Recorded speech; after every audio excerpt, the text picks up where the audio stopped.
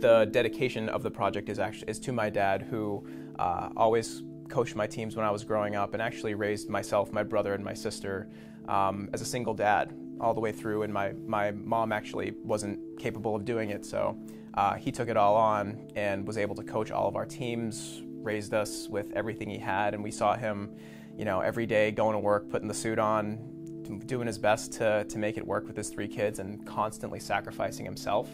That's Joe Pace, and this is episode 8 of the Yoga Life podcast.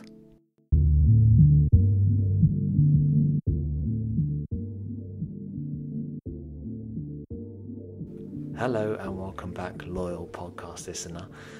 And if you're not loyal, well, as in if you're a newbie, then this podcast is about yoga and it's about life. So I called it the Yoga Life. My name is Kevin and I'm the host. Every week I try to invite people on that I think will have an interesting story.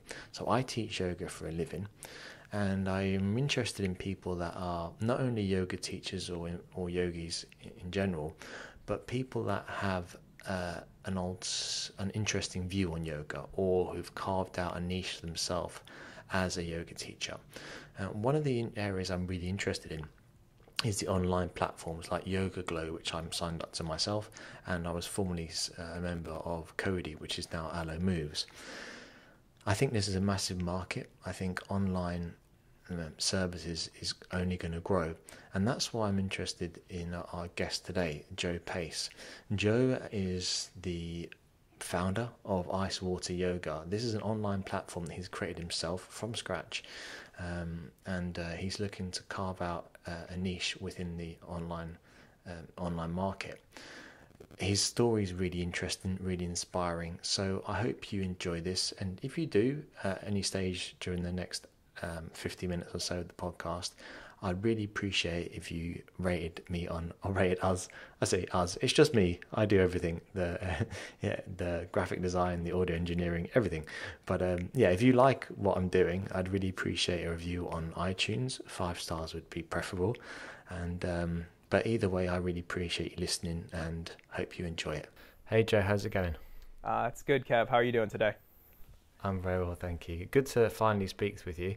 I know we've been chatting over Instagram. Well, I think that's probably where most business networking happens these days, on Instagram. It's where everybody is right now. It's where everybody is. I feel bad for Facebook. every time I go on Facebook, I'm like, oh man, this used to be a great thing.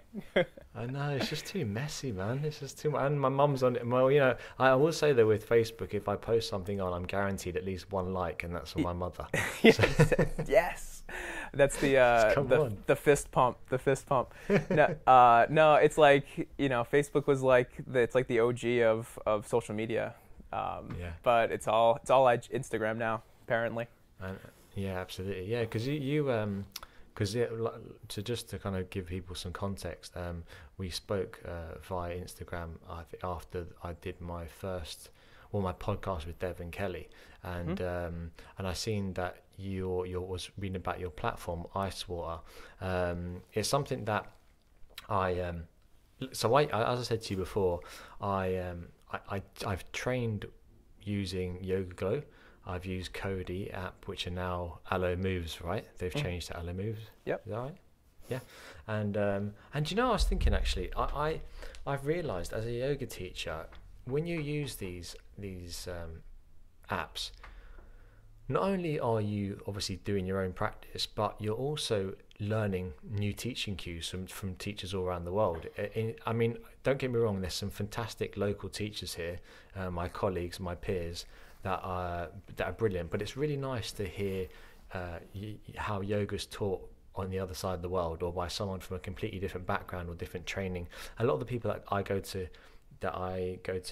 yoga classes with here have done the same training courses I've done, so they've got similar cues, similar ways of teaching, and I've become really I really am a big fan of say YogaGlo, for example. So this is where Icewater comes in. So I suppose for the benefit of the listeners, what is Icewater Yoga?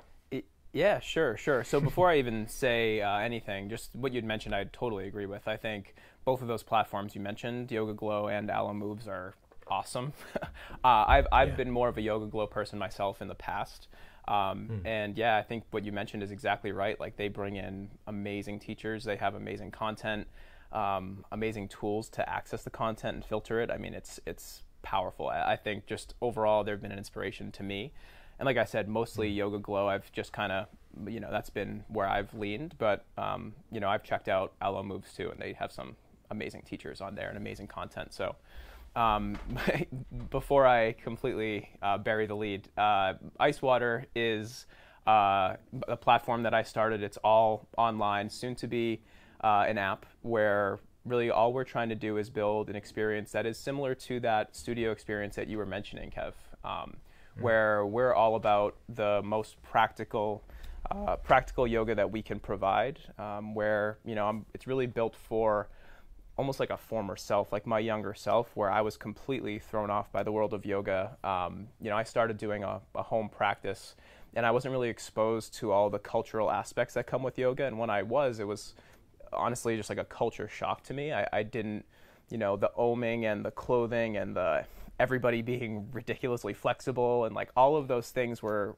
pretty intimidating to me. And I know for a lot of people around me, let alone like the language and knowing what pose to do next and all of those things. So what Icewater aims to do is really simplify everything. We do our best to speak plain English to make things as practical as possible, and also challenge you. So as opposed to trying to do everything for everybody, we're really focusing on the person who really wants to get into yoga or just wants yoga that's really practical and pragmatic, straightforward.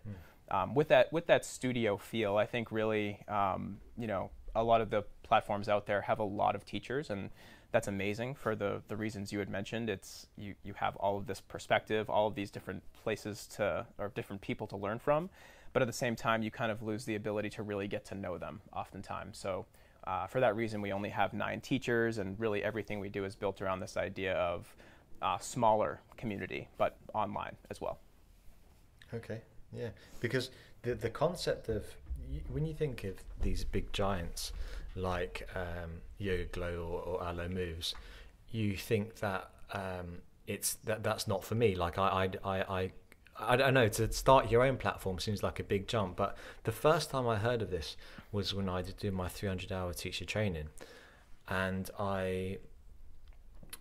so when I did the teacher training, Bryony Smythe, who's one half of Bryce Yoga, she talked about her friend. I think her name was, I hope I don't butcher the name here, Virginie Duval.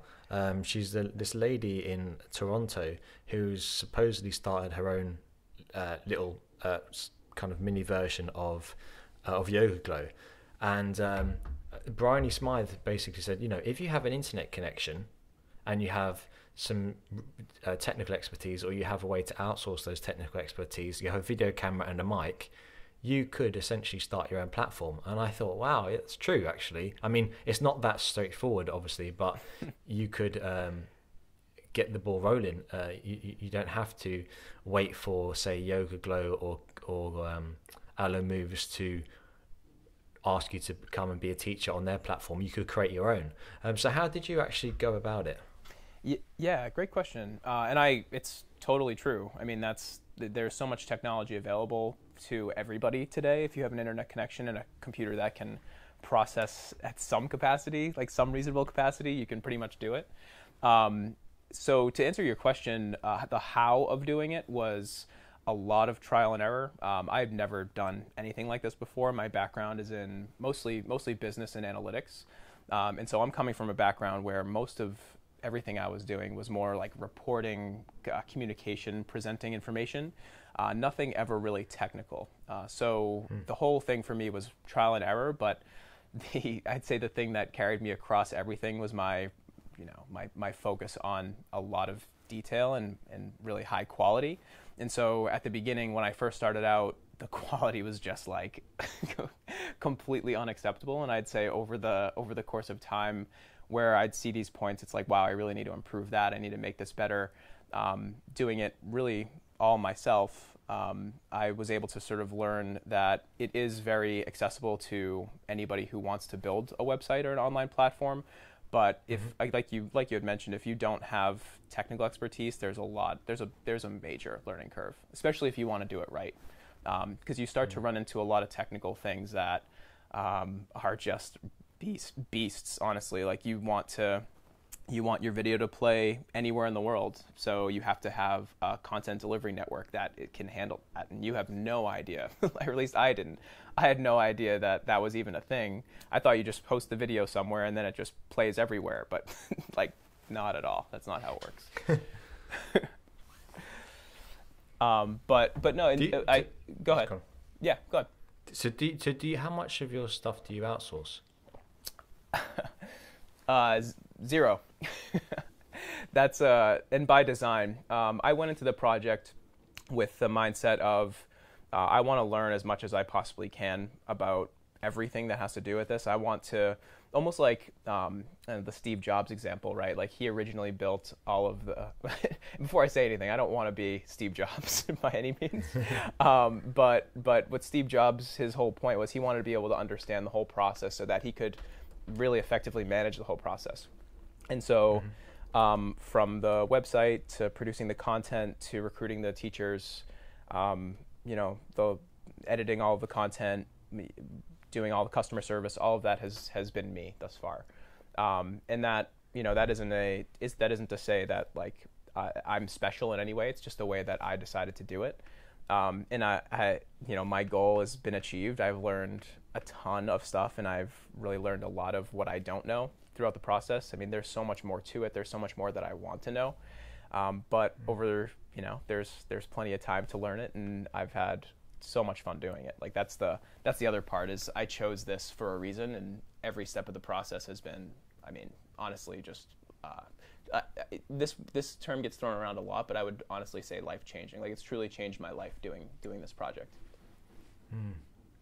That's interesting because, okay, well, actually, to clarify that or to expand on that, how has it changed your life in terms of, because it sounds like a lot of hard work in areas that you may not, on the face value, may not be an expert in.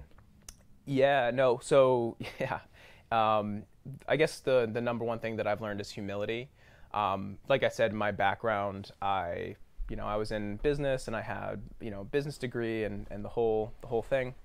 And, in that position, you tend to be surrounded by type A kind of people who really think a lot of themselves. And it's hard to not feel that yourself, because it's kind of part of the survival mechanism. You need to fit in, and you need to be able to cooperate with all of these people. And I wouldn't say that I was like a narcissist or anything, but at the same time, coming out of that job, I felt like I could take on the world, and I quickly learned that I really, I very well could not do that. Like that wasn't going to be the reality. And so humility was, I'd say, the number one thing that I've learned. I'm not the master of the universe. I'm not this person who can do, everything without any issue, without having to work through it. Again, like other than technical things, that's the number one thing. And then from there, my approach to everything has really been, a lot more, building on that idea of humility, a lot more humble. Like everything that we do is built on the idea of trust and honesty. And I'm not trying to, all of my teachers are in it with me, and we're all together in it. I guess it comes down to humility. So you mentioned about the job you had before. What areas of what skills did you learn before? Well, firstly, what were you doing before? Yeah, so I was in Hollywood actually. As in the movie scene. The movie scene. The movie industry. The movie industry. Yes. Yeah. Oh yeah. So basically, I was part of a team that was sort of. Have you ever heard of Moneyball? The movie about baseball? Yeah. So it was actually originally a book, and before that it was a sort of a movement in Major League Baseball where they were really focused on analytics and trying to choose players and build teams based on numbers, essentially. Like their on-base percentage was a really major stat that they were looking at. And so this movement of analytics in industries that weren't traditionally focused on analytics was this really cool and new idea, and I was part of a team, one of the first teams to try to do this in Hollywood. So This analytics division was designed to kind of figure it out, like how do we use analytics and how do we use data to make better decisions in the movie industry. And so I was sort of taken as the jack of all trades type guy. I had an MBA, so and I was coming right out of business school, so they basically asked me to be the person who could do a lot of things. I guess similar to now, but run reports, present the reports, come up with new ideas, work with our development teams, work with our quantitative analysis teams, and try to bring everything together to make sense, essentially. And where we landed, outside of doing like a few green lighting projects where we choose the specific movie we're going to make and casting that movie, choosing the specific actors who are going to be in that movie, we kind of found ourselves in digital marketing, actually, because that's where most of the data is. I mean, if you've ever run a Facebook campaign or any sort of paid digital marketing campaign, you see how much data is there. And for an analytics team, you're only as good as the data you have. So we ended up doing a lot of digital marketing. So that was where most of my time was spent. Well, I mean, as you said, the term jack of all trades almost sounds like it doesn't sound very desirable, but in fact, I've realized, and I actually posted up about this yesterday on Instagram, that I do everything myself as well. I mean, obviously I'm not on the same scale as you are, but I do, all my graphic design for my podcast, do all the audio engineering. I even tried to make my own theme tune yesterday. I have no musical background at all. I just downloaded a keyboard and then tried to compose, and it ended up being 3 hours of complete waste of time, disaster. but sometimes that happens when you're trying to figure things out for yourself. You go down an avenue, but also I think I don't have the skill, and essentially I spend my time between YouTube and Google trying to figure things out, like how to do coding or whatever from a website. But the thing about being self-employed is that I've realized that when you don't outsource something and you do it yourself, you have to gauge how much time do you spend on something and what return is it going to give you. Like, for example, you could spend a whole day on the color of your logo. Is it important? And and it's good to keep auditing yourself to see. Otherwise, you run off and end up doing things you enjoy doing instead of things you should do. So I still haven't figured out my approach on that, because I would say the color of the logo is important. And it might actually, it's an important thing, and it might be worth your day. Maybe, yeah. It might be. And it's hard to know. Like, there's nobody behind you who's been there before, oftentimes saying definitely spend these next 5 hours on that color. There's nobody there, so you need to go off of whatever you think is right, obviously. But to me, just the way I take things, I'm happy to spend 5 hours on little things like that, if it makes me feel like what I'm producing is something I believe in.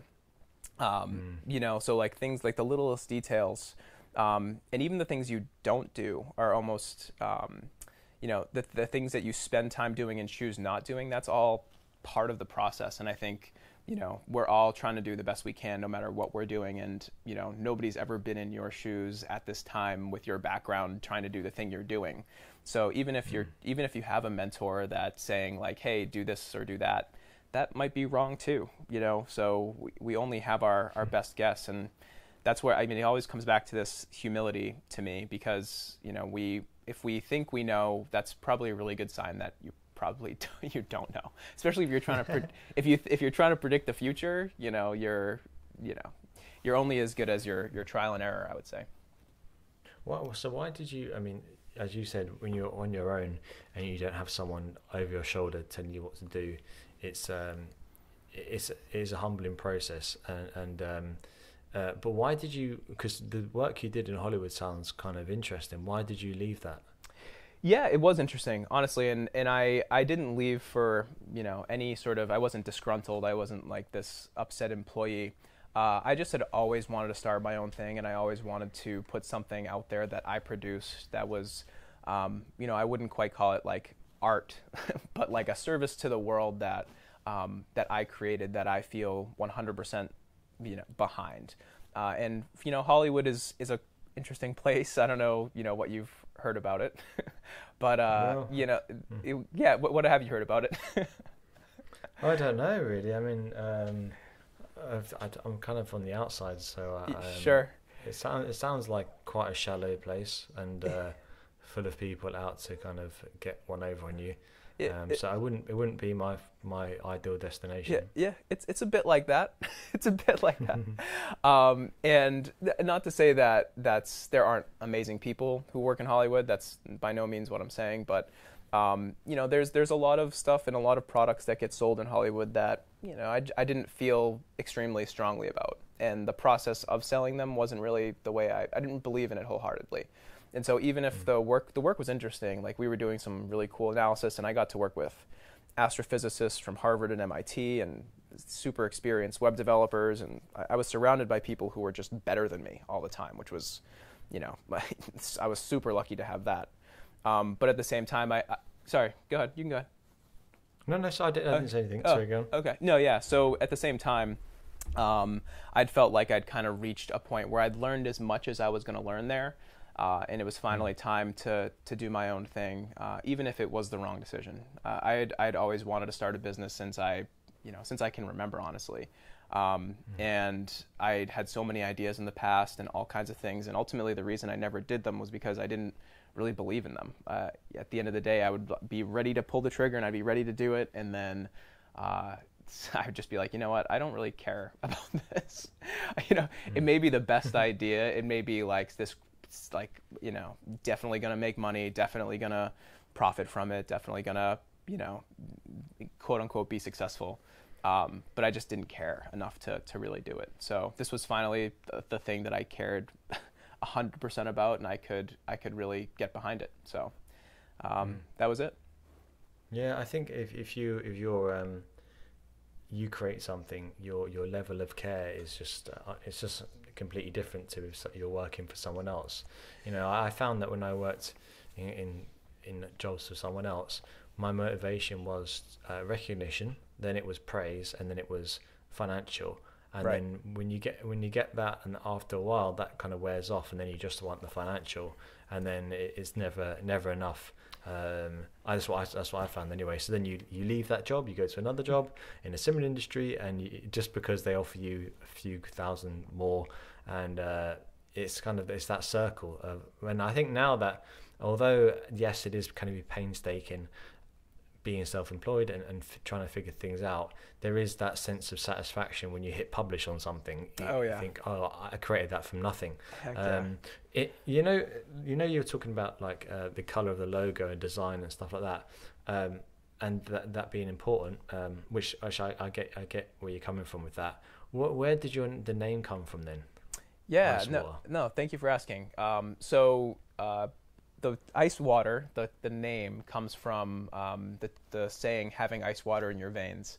It's one of those sayings that, like, I would say it's like a 50-50 split between people having no idea what it means and being kind of weirded out by it, and people having a really good sense of what it means. So having ice water in your veins basically means, or is inferring that you're really calm under pressure. And so ultimately what this gets back to is my dad, actually. So the business as a whole, and who we're aiming to serve is, as I described before, like the people who really wouldn't do yoga without something like this. And the dedication of the project is to my dad, who always coached my teams when I was growing up, and actually raised myself, my brother, and my sister as a single dad all the way through. And my mom actually wasn't capable of doing it, so he took it all on and was able to coach all of our teams, raised us with everything he had. And we saw him, every day going to work, putting the suit on, doing his best to make it work with his 3 kids, and constantly sacrificing himself. And looking back on it now, it seemed like, literally every day was like a clutch moment for him. Like he prided himself on never missing a day of work. And he instilled that in us. We didn't miss a day. None of us missed a day in high school. None of us missed a day of school. We were just like him. And, it wasn't the most glamorous upbringing at all, but it was the best upbringing I could have ever imagined. So before I get way too lost on that train, it's a dedication to my dad. And the reason that connects to ice water is, you know, there was always this sense of pride in my dad's eyes when somebody, or especially me, when I was ever clutch in a game or something I did, he would always talk about like ice water and like, you have ice water in your veins, Joe. Like you're the, you know, you've got that, you're clutch basically. And so, you know, it's actually really, I've come back to that so many times over the course of building this business where, you know, it's so ironic. Like there are moments in the business where you're just like, man, like what am I doing? This is just not working. I'm horrible at this, blah, blah, blah. And then you see the name of the business and it's like, man, like I need to like, do I have this? Am I actually clutch? Like, can I actually persevere under pressure? Can I be at my best under pressure when things aren't going so great? And so it's a constant reminder about what it's like to start the business. It's a business, and it's a constant reminder about my dad. Okay, and well, that's an interesting story. It's a nice story as well. I mean, I think it's to have that, as you said, reminder is really good, especially when you sometimes you hit a roadblock, which you cannot do often when you're self-employed and you've got no one behind you to keep you going. So you mentioned before about how you describe ice water being yoga for people that are a bit uncomfortable with arms and the clothing. Mm-hmm. What say if someone was sitting at home and they're looking at Alo Moves, they're looking at YogaGlo, and they're looking at ice water, what would be the kind of the persuading factor for them to sign up with ice water? Yeah, I'd say the number one thing they would see with us is simplicity. When you go to most apps and most websites, you'll see a lot of features, you'll see a lot of teachers, you'll see a lot of symbolism and a lot of things that may not be the most comfortable to you. But for others, it may be incredibly comfortable. And you know, we're not trying to be yoga for everybody, like I mentioned before. And you know, very, very likely there will be somebody who sees YogaGlo, Alo Moves, or any of the others and us and choose somebody other than us, and that's okay. That's fine. But when somebody sees our platform, if you know, a low number of teachers with a lot of classes is something that speaks to them, if they start to notice that the class previews have pure plain English and we're not trying to get you into this crazy pose and we're not trying to be anything that's really extreme, right? We're not trying to get you to do, you know, really any sort of extreme practice. We're trying to really help you really build a consistent practice and more than anything, a personal at-home practice. So the piece that I think you can get lost in some of the other platforms is part of their differentiation and part of what makes them great.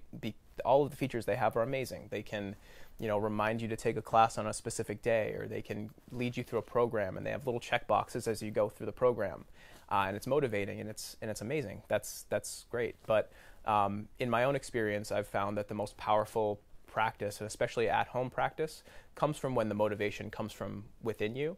And so when you don't have all these features that remind you to do things, and you don't have all these features that maybe you don't even use or confuse you, and a lot of teachers that you don't necessarily know and you haven't taken a class with them because they're one of, you know, 50, it becomes harder to sort of create your own journey and make it very personal. So again, all of these things are really I would say kind of qualitative, right? There's no way to really say like we're the middle ground. We're not trying to get you into an extreme pose, and we're also not trying to get you to practice any sort of spiritual or anything that may not feel very comfortable to you at first.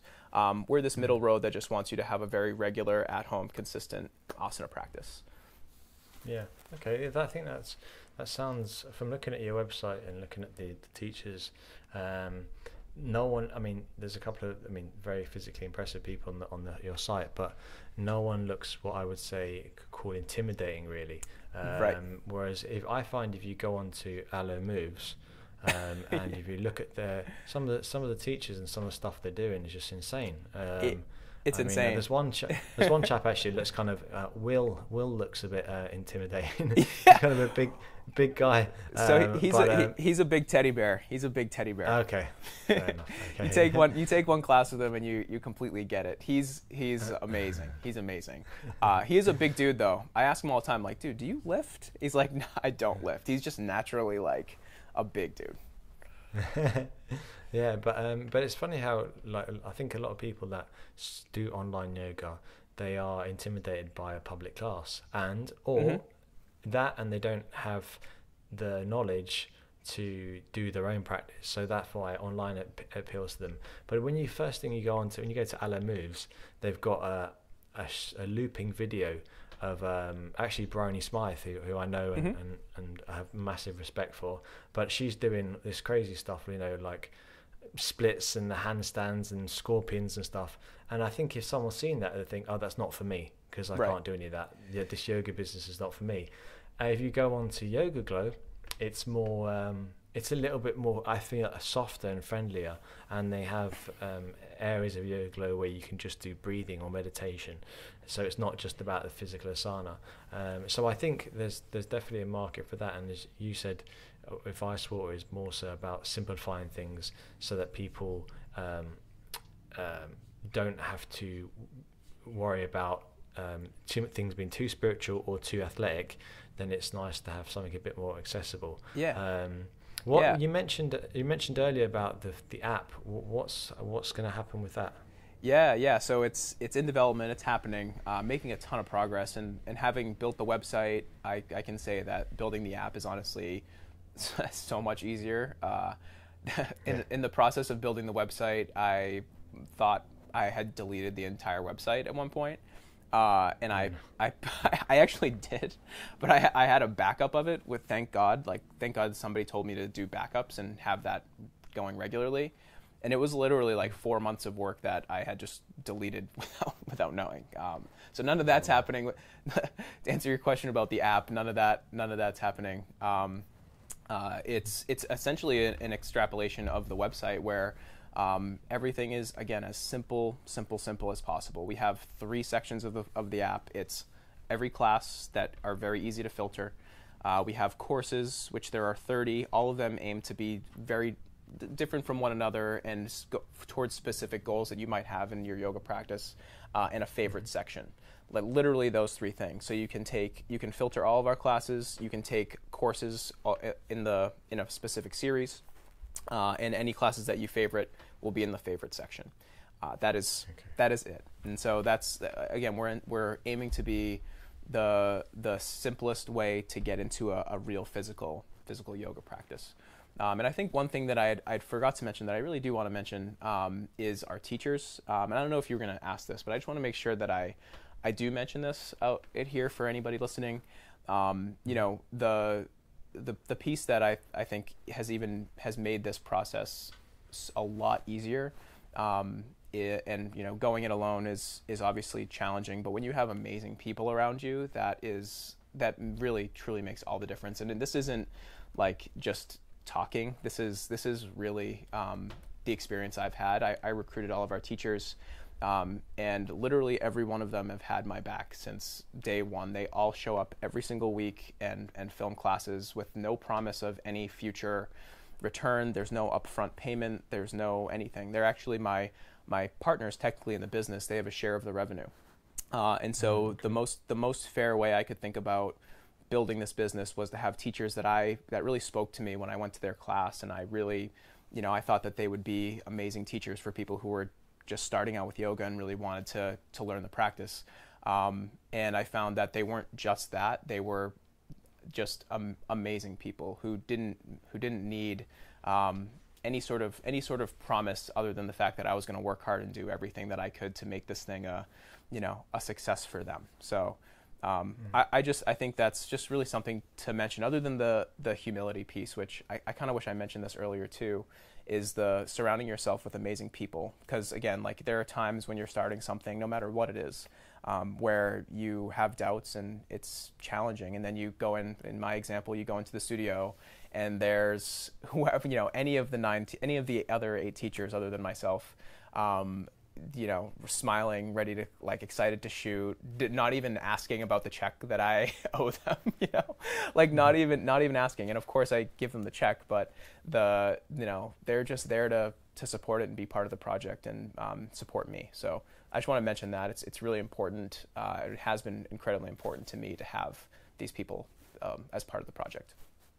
Yeah, no, absolutely. No, that's good. I think it's interesting as well. They have if the company does well, then they do well, which is really cool. Have you thought about any, a Shark Tank, or I don't know, I think it's called Shark Tank in America, or here they call it Dragon's Den. Have you thought about anything like that? Dragon's Den external investment. Dragon's Den sounds way more intense than Shark Tank.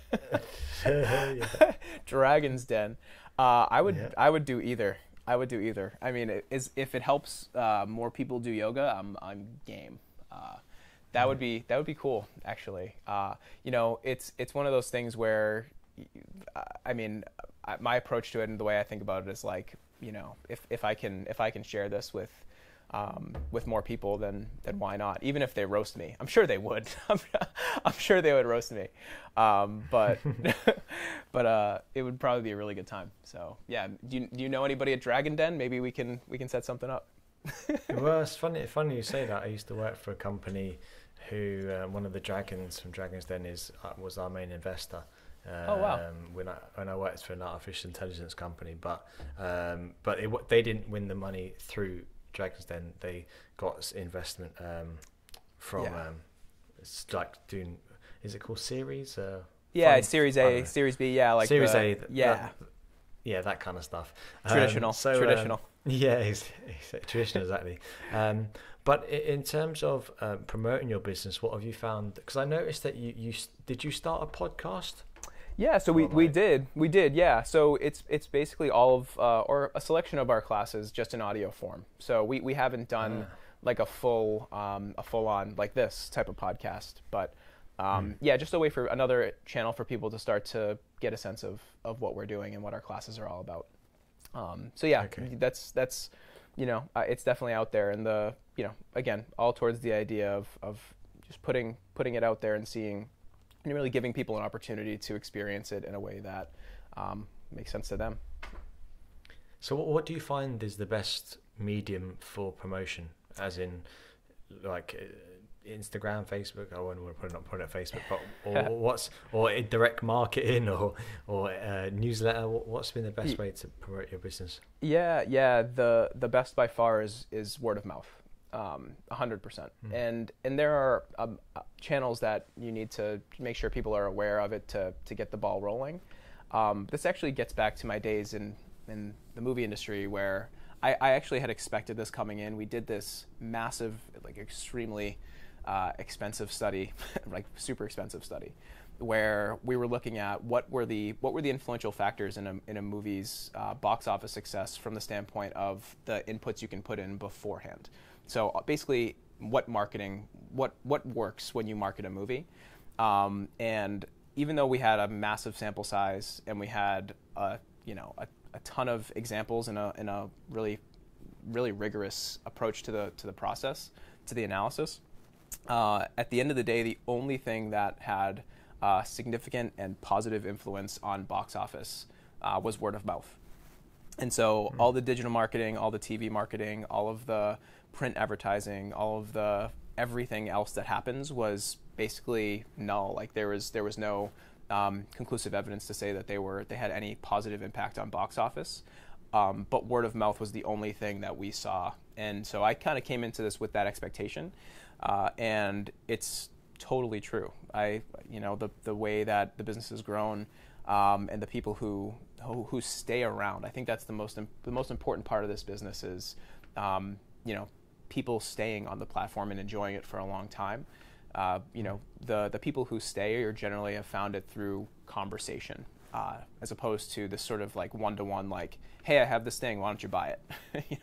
It's more of like, it's more a softer approach to marketing. It's funny that with all this technology, word of mouth is still the most effective. I suppose people, they trust what their friends have to say, and I think with social media it can be a little bit saturated. It was, Instagram, for example, you could spend ages putting something up putting the most effort into it, and someone just scrolls past it. Yeah, exactly. You care so much about it, that comment is just like, or the description you put is just like so thoughtful, and then it's like, nah, I'm good. I know, because then the next new thing comes along, you know. What's worked for you? Like what's worked for you with like promoting the podcast? I'm curious to hear, you know, what's worked for you. Well, I suppose speaking to people that have a large following on Instagram works for me. So, for example, after so not me. That's okay though. Well, but then again, I mean, it's hard to measure though, because I got a lot of numbers from, say, when I spoke with Devin Kelly, but what's more important, the numbers or the people that are actually in contact with you? And I'm not saying those people aren't quality people who are relevant to what I'm doing, but so it's very hard to measure. I mean, followers, I think followers is very misleading. I think what would be more important for me is people to follow me who enjoyed the conversation, as opposed to someone might have seen, for example, that I did a podcast with someone who has 80,000 followers, which I did last week, and they may follow me just because I was speaking to this person, not because they actually listened to the podcast, right? And follow me because they like what the content.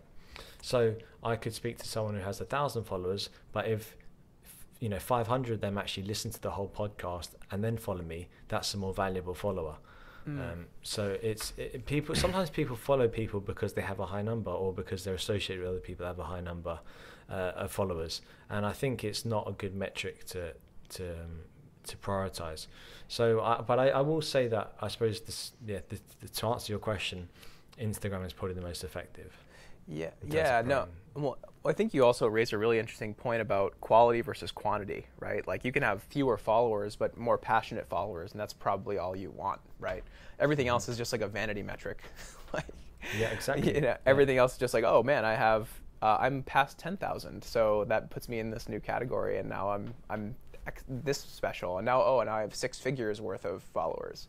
But how many of those people actually care about what you have to say? I think that's a really important point. What have you like modified your approach to Instagram given like what you've learned? And it seems like, it's a relatively new podcast. Like how have you sort of adjusted along the way?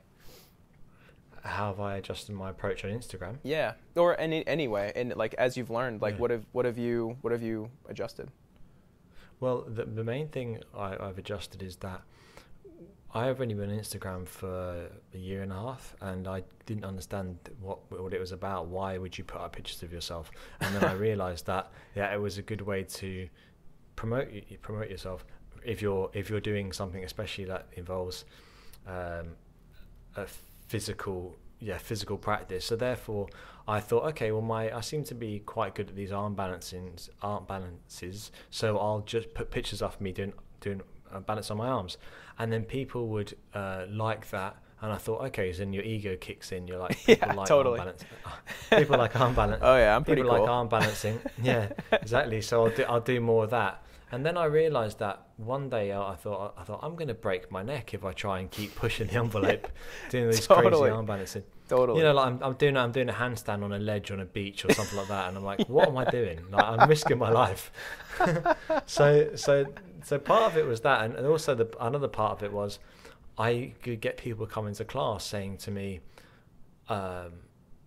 feeling inferior because they couldn't do an arm balance, and I didn't like the way that I was putting a message across to say that this is what yoga is. So about 3 or 4 weeks ago, I put up a message saying, look, this is essentially dumbed down gymnastics. It's not yoga. It's part of it, but it's not yoga. And then I kind of turned a corner then, and I started posting more pictures of like, the other day it was me in the water, just in the beach, and it's a very simple one. It's one of my most ever liked posts, and I'm not doing yoga in it. And what I'm trying to do now, or what I enjoy doing, is taking really nice photographs, interesting photographs, and then having a post behind it that actually means something. And when I say means something, I mean I try to be as real as I can. And I think maybe it's a very English thing that I'm not always in a good mood. I'm not always grateful. I'm not always feeling humble or like we watch these people on Instagram, and every day they're like oh, I'm having avocado smoothie and doing my practice and feeling super grateful for all this stuff. And for me, some days I feel like shit. Same. Or some days I started reading some Carl Jung, and he talks about our dark side and how in order for us to achieve enlightenment, or we have to face our shadow and the fact that we are all capable of badness, and that we all have badness inside us, and that really a good person is someone that faces that badness or that shadow and learns to or endeavors to be good despite that badness, instead of saying, oh, every day is great and butter wouldn't melt in my mouth, as they say in England. What was that saying?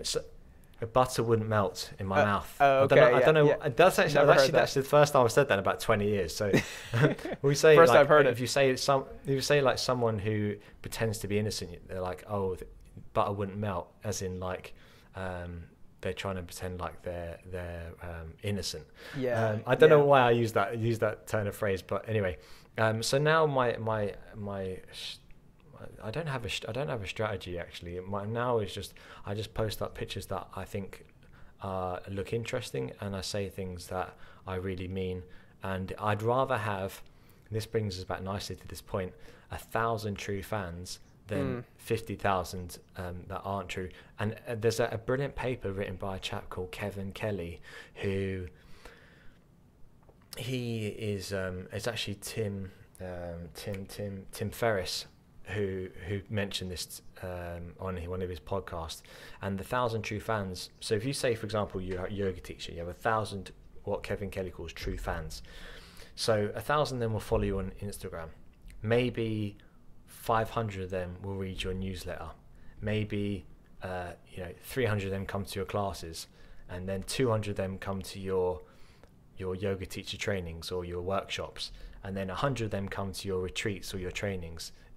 Essentially, you're better to have those fans because they're more likely to stick with you than someone who's following you because you got a six-pack, or someone who's following you because you can do a handstand. Yeah, no, I think that's brilliant. I heard that same exact logic from a guy, Seth Godin. I don't know if you know Seth Godin. Yeah. But a really, amazing marketing mind, and really all about authenticity, ultimately, and building value. Mm-hmm. I think that's exactly what you're mentioning, right? Is like, at the end of the day, we're teachers, and so literally your Instagram posts are an extension of your teaching. And so, are you teaching? Yeah. Are you teaching? Every day is a sunny day, and just be oblivious to all of the things that maybe aren't going so great.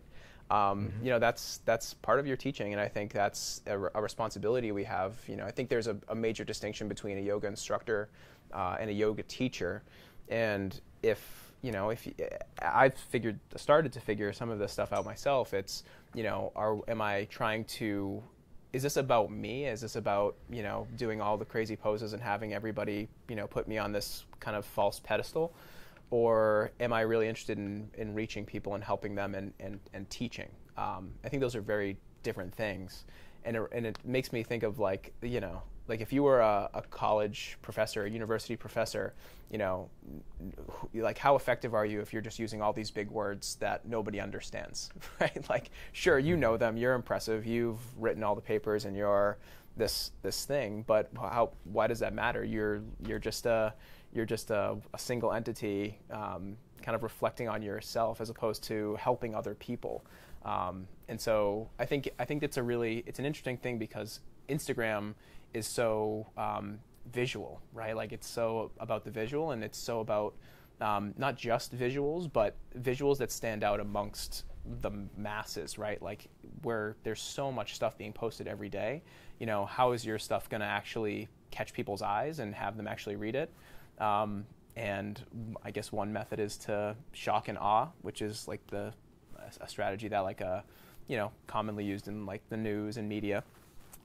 Or like, are you posting stuff that people look forward to for other reasons? And they're always going to stop on yours because they know there's something there that others, other shock and awe type posts won't have.